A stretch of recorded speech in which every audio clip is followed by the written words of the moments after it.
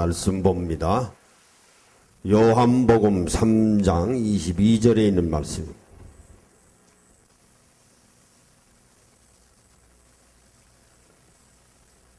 (3장 22절에) 있는 말씀.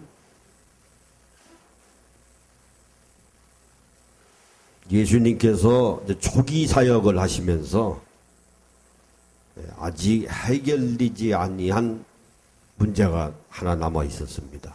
뭔가니 세례 요한하고의 관계예요. 한 머릿속에 한번 그림을 그려보세요. 얼마나 예수님과 요한 사이에 긴장 관계였는가 하는 것을 알 수 있어요. 예수님 오시기 전에 하나님 나라의 복음을 선포한 사람도 세례 요한이고, 또 요단강가에 나타나서 세례를 베푼 최초의 사람도 세례 요한이었고, 그런 상황에서 예수님이 후에 나타나셔서 하나님 나라의 복음을 선포하시면서 이적을 베푸시니까 당연히 세례 요한하고의 긴장관계는 있을 수밖에 없었어요. 그렇지 않겠어요? 우리 인간적인 측면에서 보더라도, 또 예수님의 제자보다도 당시 세례 요한의 제자들이 더 많았어요. 그래서 지난 시간에 살펴본 바와 같이 그 세례 요한의 제자 일부가 또 예수님의 제자가 되기도 했지 않습니까? 그런 상황이다 보니까 세례 요한의 관계를 잘 구분을 해야 될 필요가 있다 하는 그런 말씀. 22절에 있는 내용입니다. 그 후에 예수께서 제자들과 유대 땅으로 와서 거기에 함께 유하시며 세례를 베푸시더라. 세례 요한도 또 세례를 베풀었죠. 그러니까 23절에 요한도 살렘 가까운 에논에서 세례를 베푸니 거기 물이 많음이라. 그러므로 사람들이 와서 세례를 받더라. 예수님은 예수님대로 세례를 베풀고, 세례 요한은 요한대로 세례 베풀고, 그러니까 긴장관계가 생길 수 없죠. 하나여야 되거든요. 하나님의 일도 처음에는 하나예요. 하나예요. 지도자는 하나입니다. 어느 조직이든 지도자는 둘일 수 없잖아요. 반드시 하나여야 돼.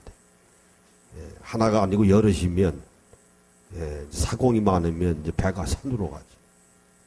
이제 하나님의 나라의 일도 질서가 필요합니다. 당연하지 않겠어요? 세례 요한을 따르는 사람, 예수님을 따르는 사람, 누굴 따라갑니까? 똑같이 하나님 나라의 복음을 선포하고 있는데 또 세례 베풀고, 그러면 밑에 있는 사람들이, 따르는 사람들이 갈등이 생기죠. 지침이 있지 않습니까? 그런 상황에서 성경 말씀에 이제 요한이, 사도 요한이 지금 기록을 하고 있는 겁니다. 이렇게 보시면 살렘 가까운 에논에서, 에논 지도 한번 보세요. 에논 여기는 있죠. 살렘 가까운 에논에서, 이게 다 요단강 줄기예요.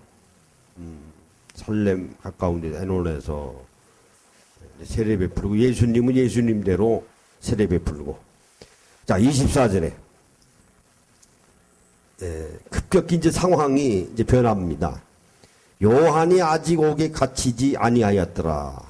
이에 요한의 제자 중에서 한 유대인과 더불어 정결 예식에 대하여 변론이 되었더니, 여기서 이제 정결의식이라고 하는 것은 모세 율법 중에 하나거든요. 어떻게 해야 깨끗한 삶을 살 수 있느냐. 그 중에 이제 하나가 세례 의식이 이제 등장한 거죠. 등장한 것이다. 세례를 받아야 정결할 수 있다. 이것이 이제 지나치게 형식적으로 흘려버리면 그냥 형식이에요. 정결의식이. 예수님이 오시고 난 이후에 정결의식은 뭡니까? 그리스도의 보혈이에요. 보혈로 힘입지 않고서는 정결한 삶을 살아갈 수. 이게 정결이 뭡니까? 거룩한 삶이에요. 거룩, 정결, 정화, 성화 다 같은 의미입니다. 이제 그런 거 가지고 변론이 일어났다. 이때 이제 변론의 중심은 정결, 거룩한 삶을 살려면 세례를 받아야 돼. 근데 세례는 모세율법 시대는 없었잖아요. 세례라고 하는 것이 정결의식은 있었어도 그러니까 정결의식을 행할 때는 구약에서는 이제 수시로 제사 드릴 때마다 일어났던 일인데 세례는 단 한 번에 세례는 한 번 받는 거예요. 뭐 두 번, 세 번 받는 게 아니에요. 그러니까 얼마나 간단합니까? 세례만 받으면 간단하게 정결하게 될 걸 정결하게 될 때마다 어떻게 그렇게 수시로 제사를 지내느냐. 한 번 세례 받으면 될 것을. 이런 거 가지고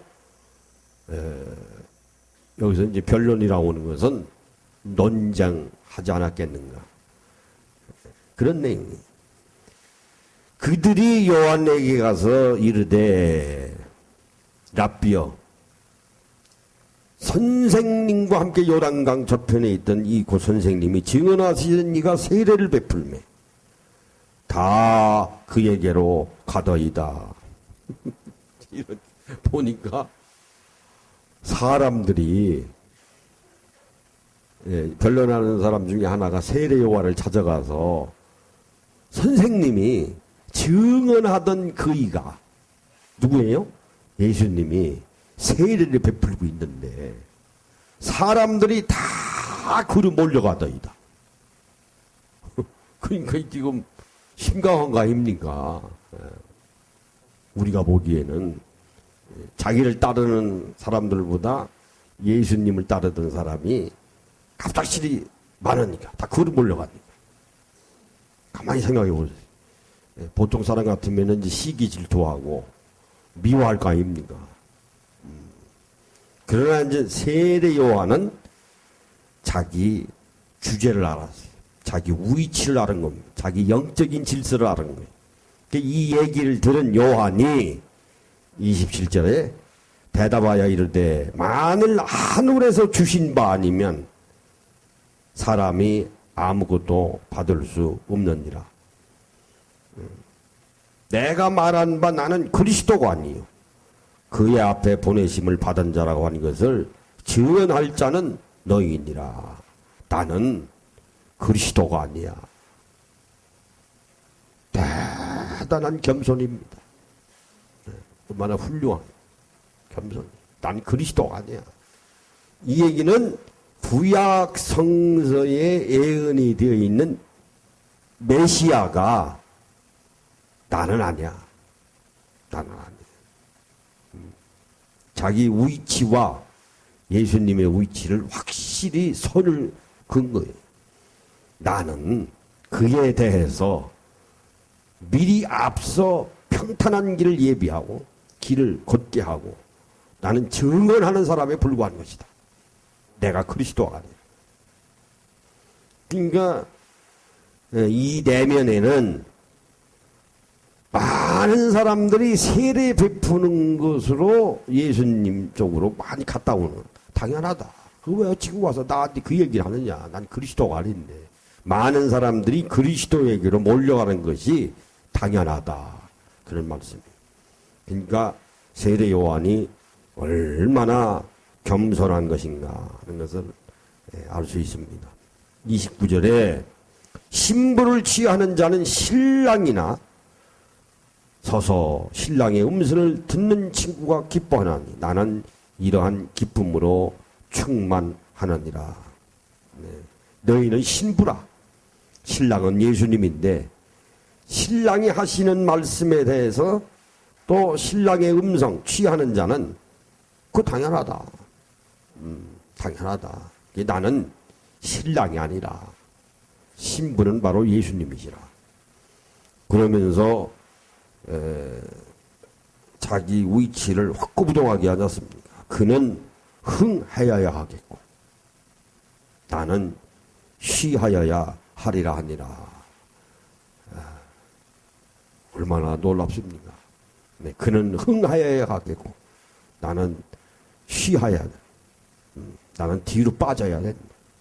그런 말씀이에요. 그래서 예수님과 요한의 관계에서 서들 그놓는 작업을 예수님이 직접 하신 것보다는 세례 요한이 한 거예요. 맞습니다. 아랫사람들이 알아서 해야 되는 거예요. 윗사람이 이거 해라 저거 해라 어떻게 일일이 다 얘기합니까? 아랫사람들이 주제 파악을 해가지고 미리 알아서 움직여줘야지. 그러면 순탄하거든요. 밑에서 움직여주지 않으면 위에서 얘기해야 되는데 위에서 얘기해서 밑에서 움직여주면 그나마 그것도 다행이지. 그러나 밑에서 반발하고 나서면 어떻게 어렵죠. 그러니까 이런 경우는 세례 요한이 알아서 예수님을 메시아라고 극존하고 자기의 위치를 확고부동한 거예요. 그래서 한 걸음 더 나아갑니다. 31절에서 예수님은 어떤 분이냐? 그분은 하늘에서 온 자입니다. 다르죠. 나는 땅에서 난 자지만은 예수님은 하늘에서 온 자입니다. 자, 31절에 위로부터 오시는 이는 만물 위에 계시고 땅에서 난 이는 땅에 속하여 땅에 속한 것을 말하느니라. 하늘로부터 오시는 이는 만물 위에 계시나니 위로부터 오시는 이는 예수님이요 땅에 속한 자는 바로 나다. 대단한 거예요. 세례 요한의 겸손이. 무한한 질적 차이, 신분 차이가 나. 예수님은 하늘에서 내려오신 분이고 나는 땅에 속한 자인데 내가 아무리 말을 해도 나는 땅에 속한 말을 하지만 위에서 내려오신 분은 하늘에 있는 말씀을 하시느니라. 근데 그 예수님은 만물 위에 계시나니 왜 그렇습니까? 예수님이 만물을 창조하셨거든요. 하나님이 창조하신. 그건 예수님이 창조하신. 성령님도 창조하신 거예요. 동참하신 겁니다. 그러니까 만물 위에 계시지. 만물 위에. 그러니까 창조주이신 거예요. 32절에 그가 친히 보고 들은 것을 증언하되 그의 증언을 받는 자가 없도다. 이렇게 얘기해도 세례 요한의 말을 귀담아 듣는 자들이 별로 없도다 하는 말. 그의 증언을 받는 자는 하나님이 참되시다는 것을 인쳤느니라. 그래도 세례 요한의 증언을 받아들이는 자는 하나님으로부터 인침을 받은 자니라. 34절에 하나님이 보내시는 이는 하나님의 말씀을 하나니 이는 하나님이 성령을 한량없이 주심이니라. 하나님이 보내시는 누굽니까? 예수님이죠. 예수님은 하나님의 말씀을 하시는데 예수님도 하나님의 말씀을 하실 때 성령님이 함께 하셨어요. 그러니 오늘 우리야 말할 거 없죠. 말할 거 없습니다. 다시 말씀을 드리면 예수님도 하나님이 일을 하는데 독자적으로 하신 것이 아니고 하나님이 보내심을 받아서 이 땅에 왔지만은 예수님도 하나님의 말씀을 증언하실 때에는 가르칠 때는 성령님이 함께 하셨다. 그러니까 예수님도 성령님이 함께 하시지 않으면 하나님의 일을 못했다. 하시기 어려웠다는 거죠. 아주 귀한 말씀이에요. 성령을 한량없이 주심이냐. 그래서 구원받고 은혜 받을 만한 성령 시대에 오늘 우리들이 성령님을 간구하는 거예요. 성령 충만하고 또 재충만하고 세상에 묻혀 살다 보면 또 성령이 빠져나가거든요. 재충만, 충만, 재충만. 성령 재충만은 예수 충만, 예수 재충만. 자꾸 반복해, 리피팅해.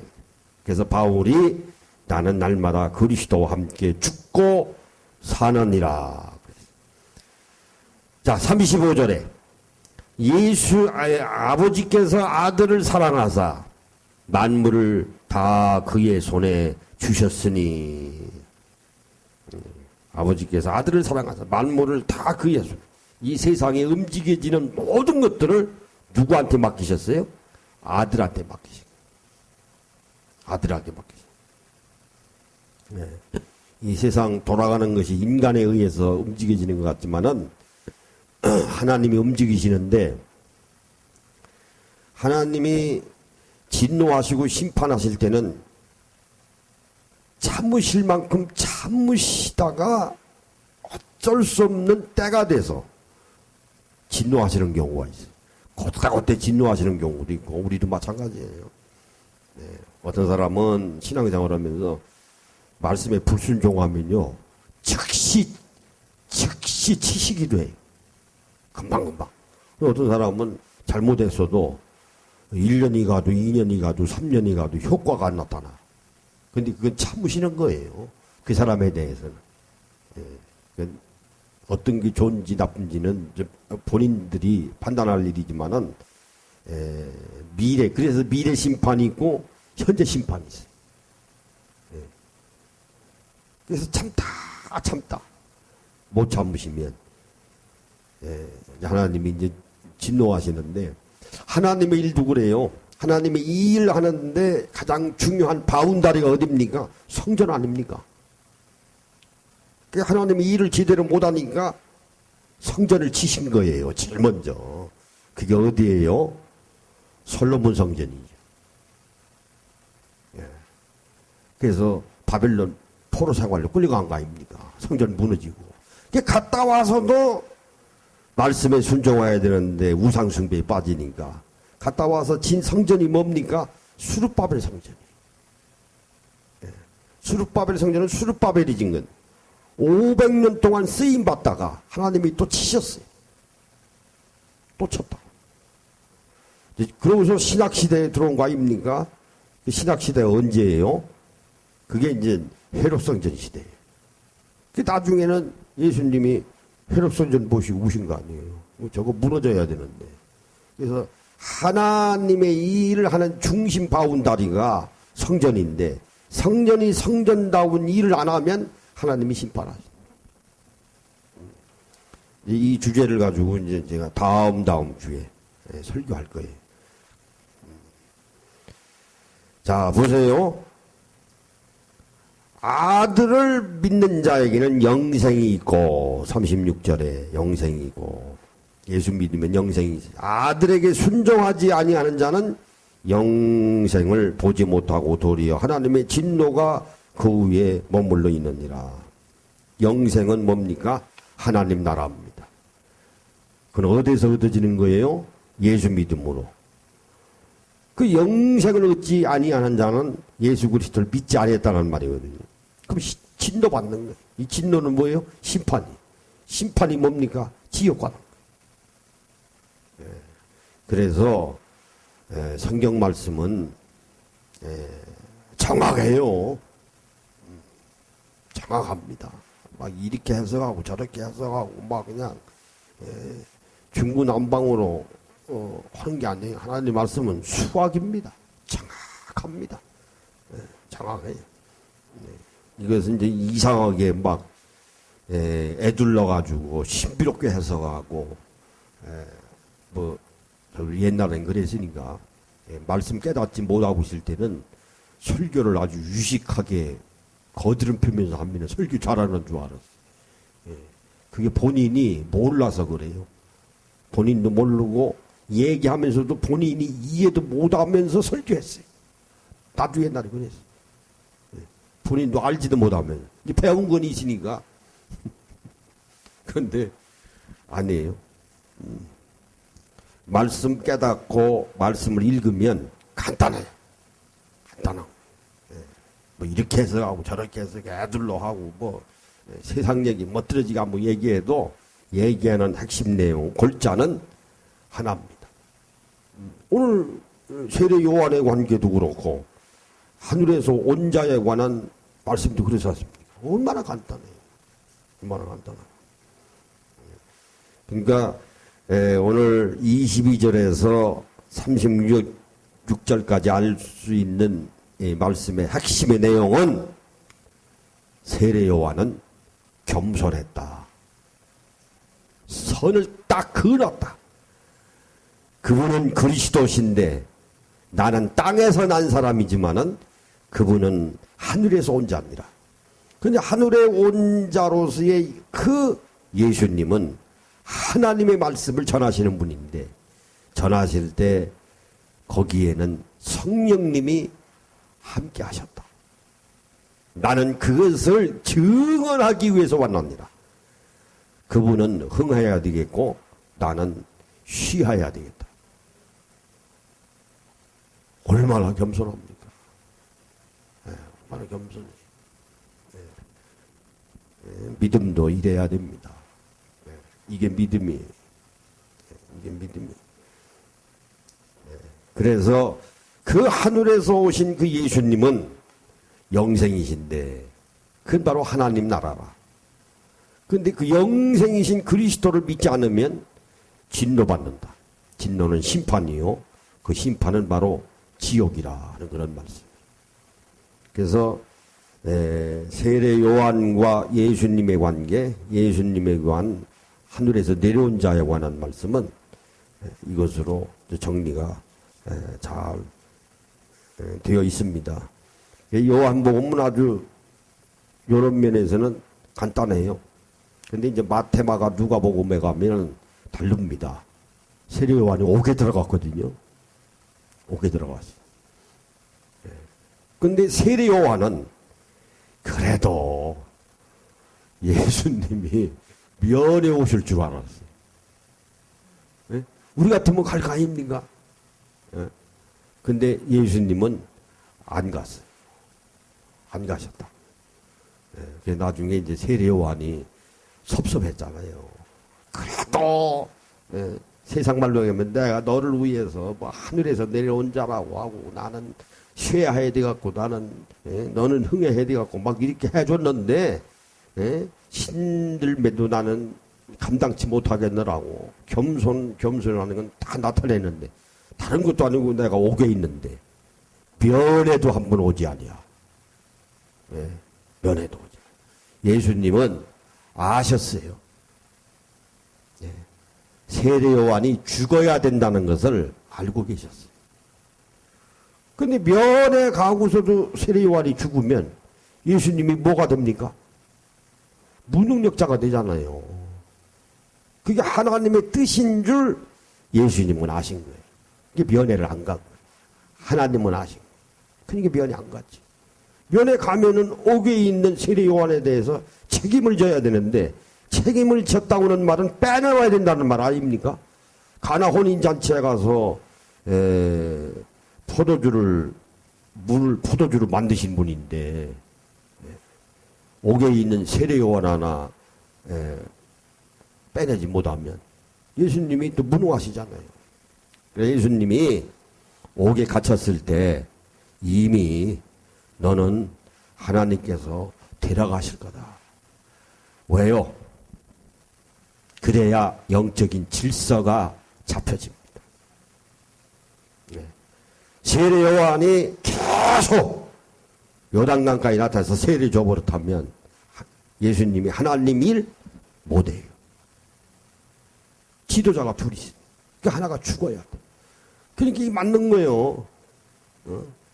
나는 쉬어야 되겠다. 나는 멸하여야 되라.